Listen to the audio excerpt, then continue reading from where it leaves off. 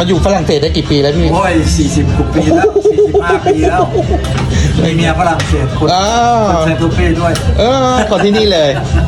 ใส่เปลือกส้ม คนอยากจะส้ม ใส่เปลือก เต็มเลย ตาลใส่ข้าวมันนี่นี่อร่อยที่สุด เอาตูมเอา เอามา อันหนึ่ง จัดมาเลยพี่ จัด นะ ช่องเนี่ย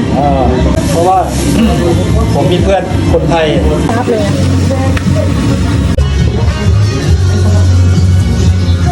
โรยน้ำตาล ไร้เผาเลยป่ะ เขาไม่ได้ ใส่เหล้า เพราะว่านี่มันเป็นกระดาษ ลองมาอย่างนี้ อันนี้มันเป็นกระดาษชิมดูนะฮะ อันนี้ชื่อเมนูอะไรนะพี่เมนู คามาเน่ชูการ์คามาเน่ อ๋อตัวแรกเลยใช่ไหม แรกเลย อ๋อโอเคตัวนี้เลย4 ยูโรนะโอเค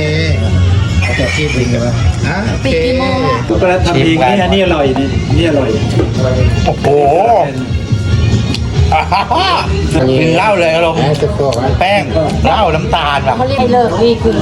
ตันเจ็บเลย นิดเดียว เมาเลยเนี่ยพูดถึงอ่ะ โอ้ยไม่เมาหรอก แต่ดีกีนี่ 40 เผื่อใครมาแวะมาหาพี่โนได้นะนี่เลย มีเวลาแล้วเล่นเลย คาราเมลที่ทำเองด้วยที่มัน สามนี่ทำเอง โอ้ช็อกโกแลตก็ทำเองนะ อันนี้ขาว ขาว โอ้ไม่วันเครปขายดีอ่ะ ร้านนี้เขาเปิดเมื่อ